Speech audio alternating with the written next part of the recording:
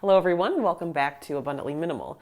I know that it's already the end of February, this first part of the year, New Year's resolution season is already over, but I did want to share some success stories, things that I have implemented into my life or habits that have made a positive change this year. And also just to serve as a reminder that you don't have to wait for, the start of a new year or any specific dates to begin, a positive transformation or starting a new habit. You can literally start any day, even after you watch this, if there's something that's been on your mind you want to give a try to. I know it's important not to try to do too many new things at once, but I have found all of these different things, different aspects of life, little improvements I've been trying to make have been making a difference. So without further ado, let's jump in. So far this year, I have shifted the way I do my to-do lists.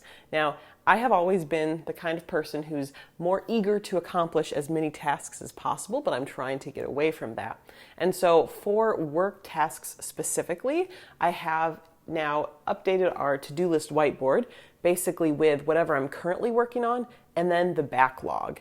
Now, in the past, I might have written all these things down and somehow thought that I could accomplish more than I could. But this way, you're always focused on one key project. And then the backlog is for things you don't want to forget about or that are important. They're just not your current focus. And having the backlog section is just really helpful for the brain to say, this is what I'm working on and this will come later. You can acknowledge these other tasks without feeling overwhelmed by doing them. Whether you're writing this down on a device or on paper somewhere, keeping that backlog list is very helpful. So I definitely encourage you to give it a try. This year, we've also made a few small changes to get a little better at meal prep. Now, in the past, I think I liked the idea of it, but we would really only very selectively meal prep. But something that's been helpful that has been a newer addition, of course it's not 100%, but we have done a little bit more meal prep where we're making 4 servings of something and dividing that up. Jake's actually been involved in the cooking process as well as myself too.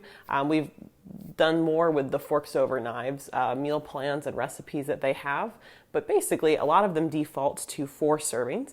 There's 2 of us, and so the idea with making 4 servings is that we have our meal that we're cooking for plus extra servings for the next day or whenever. And whatever we're meal prepping, what has actually helped a lot is getting a total of 4 of the food scales. Now, we did get food scales earlier, and it just is so nice. There's a lot of ways you can use it. If you don't want a dirty, a measuring cup or measuring spoon, that's a great way to do it. If you, like when you're working on a recipe, what we love using it for is to make sure you do have actual even portions. So it's tough to eyeball, just how much something is. So when you have your 4 portions all laid out, it's easy to spoon things in.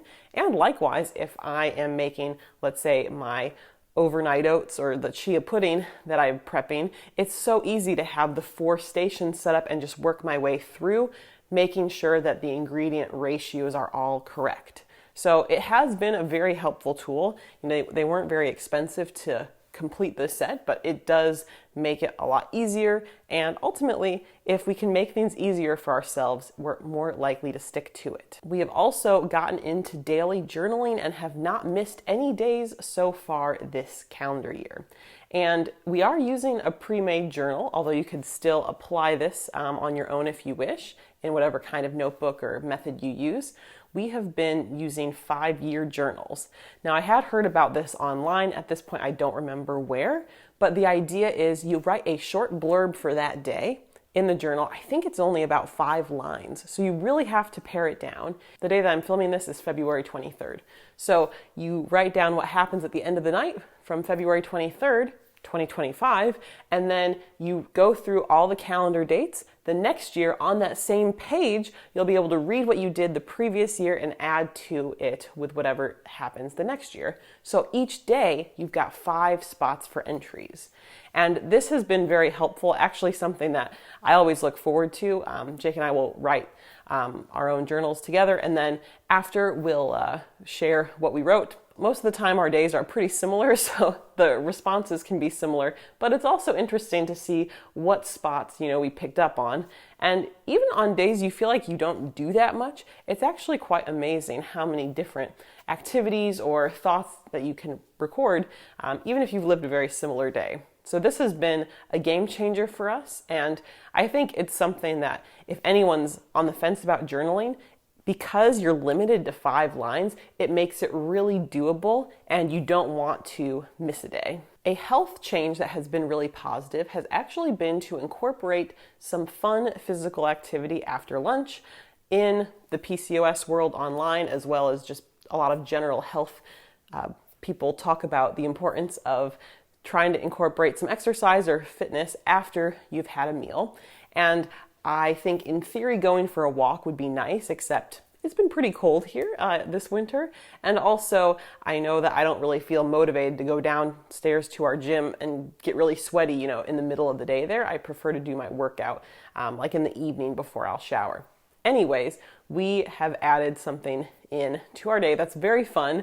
We actually ended up purchasing a low-ish budget version of the basketball arcade game that we have often enjoyed playing when we go to an arcade. And so this is a great way to have some exercise after a meal, but also in a very fun way that doesn't make you feel like you're exercising. It's just a positive little habit we've added in. And that's in our basement now, and something we do look forward to. And my Fitbit and Oura Ring both track it as exercise, and so that's been a positive change. It's also nice to have that time together since Jake and I are playing the game together. And we do also, my parents gave us like an old ping pong table that they'd gotten at a garage sale years ago. And so sometimes we'll also play that game too. So it really just depends, but having fun activities that are actually legitimately fun and don't make you think you're exercising has been very positive. This year I've also gotten back into reading. So for a while I was really just reading for work purposes and as part of the research we were doing making our history curriculum. But I've been trying to get more into not like purely fun reading. I'm still wanting to make the most of my time. So I've been doing a lot of health reading. So books related to fertility and trying to get pregnant and also managing other challenges like stress. So I have recently been getting a lot of value out of this Unstressable book. And I think in terms of getting back into reading when I wasn't really doing fun reading before, it's been very helpful to set up a really good environment to do the reading. So not only is it important to get excited about the books that you have, check something fun out from the library, like I did here. Well, at least this is fun for me. And setting up a nice environment. So we added some blankets to the couch up here to make it feel more cozy. I added fairy lights because I love fairy lights and they just bring sort of a magical or whimsical energy, I suppose. And it makes it more cozy and fun to actually, make a habit out of it. Speaking of that Unstressable book, I've really been taking a lot of the tips from it and trying to incorporate them in my life. And one of the things that I hadn't really heard of before or thought about before was the idea of telling your brain what to do, making conscious choices and saying like, no, or stop that, or it's one of the examples, if you are on sort of a negative loop in your brain and having some negative thoughts, to tell your brain, stop it, give me a better thought, give me something more useful rather than, disparaging comments about yourself and that sort of thing. How I've sort of interpreted that in my own life is if I am about to make maybe an impulsive choice, I'll take that moment to talk to my brain. So for instance, if I'm on my computer and I'm working on something and I'm thinking, oh, let me just go in a new tab, just get distracted for a short, moment. Let me just check what's going on here. I'll be like, stop it. I might open the new tab and then kind of tell myself stop it. Or if I am trying to fall asleep and I'm having thoughts race through my head, I might, mentally, I'm not actually talking this out loud to myself, but the idea of stop it, I'm trying to go to sleep. And I can't say that, this is a magic fix for anything, but it is kind of a cool way to sort of try to take back control to some of these different impulses rather than spiraling in all these different thoughts. Staying focused, okay, what is the goal? The goal is to be productive or to get to sleep. And that has been helpful. So in the Unstressable book, I'd recommend checking that out if you're more interested in learning more about some of these different ideas or ways that they suggest to use it. Also related to sleep, I have been this year much more focused on bedtime before deadlines. Now, this is also why I'm hardly uploading videos anymore to this channel. But basically before, as I was in my hustle mindset, working really, really hard, constantly, hardly taking breaks, I would stay up until I finished something. So I'd have a deadline for myself. I mean, I've been working for myself for 5.5 years now, so it's not anyone else, it's been me. And I'd be pushing myself with these deadlines that I'd set, and I'd say, okay, you know what, before I go to bed, I'm going to upload this product to our store, or I'm going to finish this video before I go to bed. And all these times, like, I would stay up 3 a.m., 4 a.m., 5 a.m., not usually 6, but sometimes. And I would finish whatever I said I was going to do. And then I would be really stoked and excited, go to bed. I was probably very tired by that point. And yeah, it was just how I lived life for years.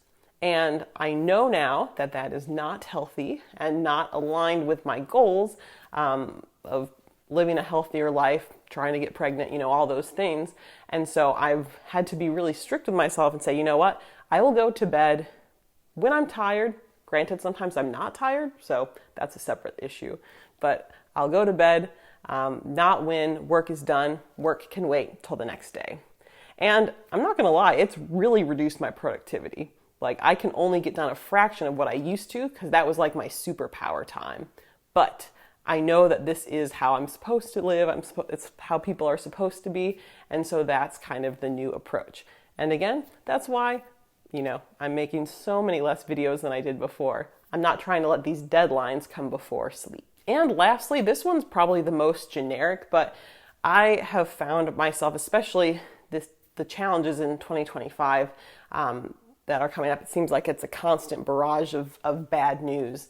I've really had to set more strict boundaries on digital content I'm consuming, news I'm consuming, because I know that if I am watching something, reading something, even just hearing a quick blurb about something, it might make me angry, it might make me really sad. It pains me so much to see others suffering and different challenges. And unfortunately, there's just so many challenges, very widespread.